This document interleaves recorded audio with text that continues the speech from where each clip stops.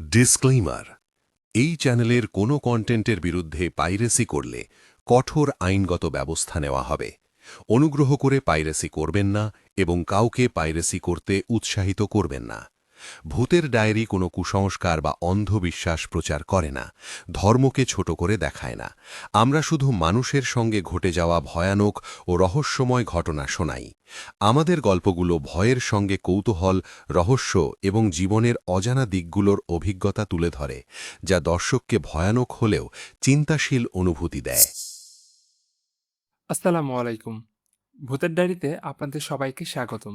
গল্প পাঠে আছি আমি তাফসির উদ্দিন। আজকের গল্পটি আমাদের পাঠিয়েছেন ফারিয়া সুলতানা নদী। গল্পের নাম তারা আমাদের মাঝেই আছে। চলুন আর দেরি না করে নদীর জীবনে সেই অদ্ভুত আর ভয়ঙ্কর অভিজ্ঞতাগুলো পড়ে আসি। তিনি যেভাবে গল্পটি লিখেছেন আমি সেভাবে পড়ার চেষ্টা করছি। ঘটনা 1। ঘটনাটা বেশ অনেক বছর আগের, এই ধরুন প্রায় ৩৫ বছর তো হবেই। আমার আম্মুর মুখ থেকে শোনা এই ঘটনাটি ঘটেছিল ওনার নানার সাথে। আমার আম্মুর নানা মানুষ হিসেবে ছিলেন ভীষণ কিপ্টে স্বভাবের। যত যাই হয়ে যাক, সহজে তিনি কাউকে কিছু দিতে চান না। তবে হ্যাঁ, লোকটার একটা গুণ ছিল, তিনি ভূতপ্রেত বা অন্ধকারকে বিন্দুমাত্র ভয় পেতেন না। আমাদের নানা বাড়ির এলাকায় সোমবার করে একটা বড় হাট বসত। তো সেদিন হাটে গিয়ে আম্মুর নানা একটা বেশ বড় সাইজের ইলিশ মাছ কেনেন। বাজার শেষ করে যখন তিনি বাড়ির পথ ধরেন তখন রাত আনুমানিক ৯টা। তখনকার দিনে গ্রামের রাস্তা রাত ৯টা মানে কিন্তু গভীর রাত, চারিদিক একদম নিঝুম। বাজার থেকে বাড়ি ফিরতে হলে পথের মাঝে একটা বিশাল শিমুল গাছ পার হতে হতো। গাছটি এখনও সেখানে দাঁড়িয়ে আছে। তো নানা যখন সেই মাছটা হাতে নিয়ে শিমুল গাছটার ঠিক নিচ দিয়ে যাচ্ছিলেন, আচমকা পেছন থেকে কেউ একজন গভীর গলায় তাকে ডেকে উঠল। নানা থমকে দাঁড়িয়ে পেছনে তাকালেন। জ্যোৎস্নার আবছা আলোয় তিনি দেখলেন সেখানে একটা বিশাল আকৃতির অস্বাভাবিক লম্বা এক লোক দাঁড়িয়ে আছে।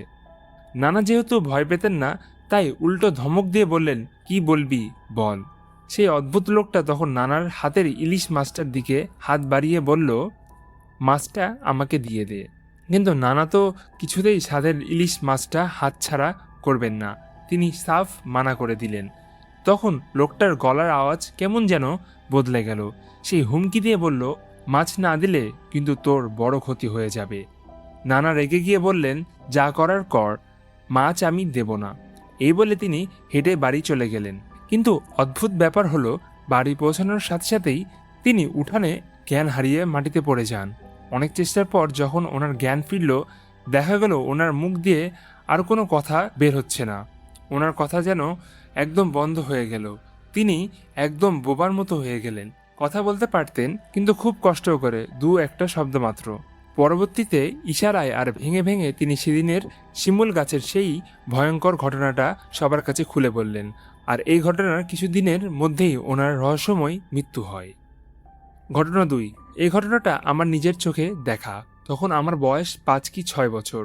আমার আব্বু আম্মু চাকরির সুবাদে গাজীপুরে থাকতেন, তাই আমি আর ভাইয়া কিশোরগঞ্জ জেলায় আমাদের নানা বাড়িতেই থাকতাম। সেদিন রাতের একটা ঘটনা।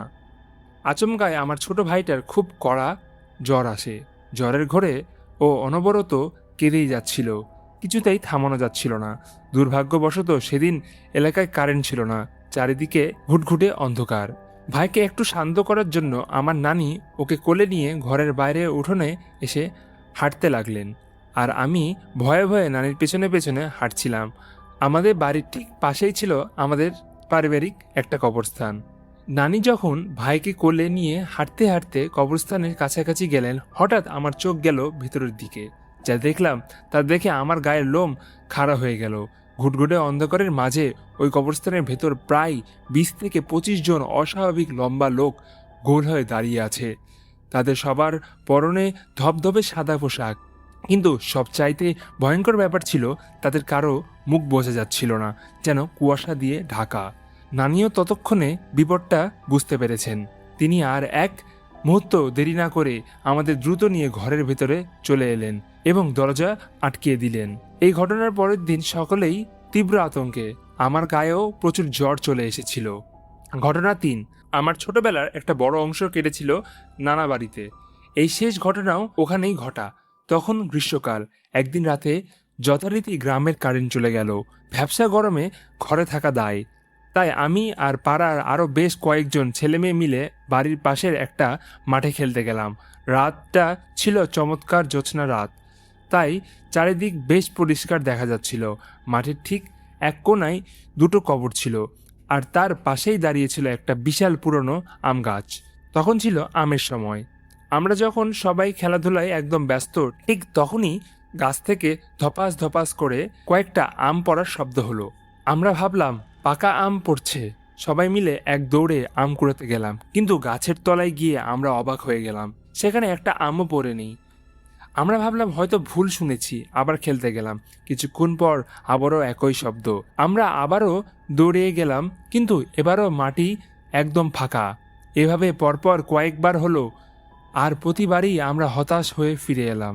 এবার আমাদের সবার মনে খটকা লাগলো। আমরা কৌতূহল সামলাতে না পেরে সবাই মিলে গাছটার একদম গোড়ায় গিয়ে উপরের দিকে তাকালাম। আর ঠিক তখনই গাছের ডাল থেকে কুচকুচে কালো একটা বিশাল ছায়ার মতো কিছু একটা আমাদের একদম সামনে এসে ধপাস করে লাফিয়ে পড়ল। আমরা আর এক সেকেন্ডও সেখানে দাঁড়াইনি। ভয়ে এমন চিৎকার দিয়েছিলাম যে যেদিকে পেরেছি এক দৌড়ে পালিয়েছি। সেদিনের পর থেকে আমাদের দলের প্রত্যেকটা বাচ্চারই কোনো না কোনো সমস্যা হয়েছিল। কেউ ভয়ে রাতে কাঁপতো, আর কারো তীব্র জ্বর এসেছিল। এই ঘটনার পর থেকে আমি মনে প্রাণে বিশ্বাস করি এই পৃথিবীতে শুধু আমরা মানুষরাই একা নয়। আমাদের চোখের আড়ালে আমাদের আশেপাশেই অন্য কোনো শক্তির অস্তিত্ব আছে, তারা আমাদের মাঝেই ঘুরে বেড়ায়। এই ছিল আজকের গল্প। বন্ধুরা, আপনার জীবনে বা আপনার পরিচিত কারো জীবনে ঘটে যাওয়া কোনো অলৌকিক, ভৌতিক বা রহস্যময় ঘটনা যদি আপনারা ভূতের ডায়েরিতে শেয়ার করতে চান, তবে আপনার নাম ও ঠিকানা সহ গল্পটি সুন্দর করে আমাদের অফিসিয়াল ফেসবুক পেজের ইনবক্সে মেসেজ করতে পারেন। আপনাদের পাঠানো গল্পটিও স্থান পেতে পারে আমাদের পরবর্তী কোনো পর্বে। ভালো লেগে থাকলে একটি লাইক দেবেন, কমেন্টে লিখে জানান গল্পটি আপনাদের কেমন লাগলো। আর যদি এখনও ভূতের ডায়েরি সাবস্ক্রাইব না করে থাকেন, তাহলে সাবস্ক্রাইব করে রাখুন ভূতের ডায়েরি। কারণ ভয় ঠিক তখনই আসে যখন আপনি ভাবেন সব ঠিক আছে। আবার আসবো এক নতুন ভয়ঙ্কর আর রহস্যময় গল্প নিয়ে। ততদিন পর্যন্ত ভালো থাকুন, সুস্থ থাকুন। আসসালামু আলাইকুম।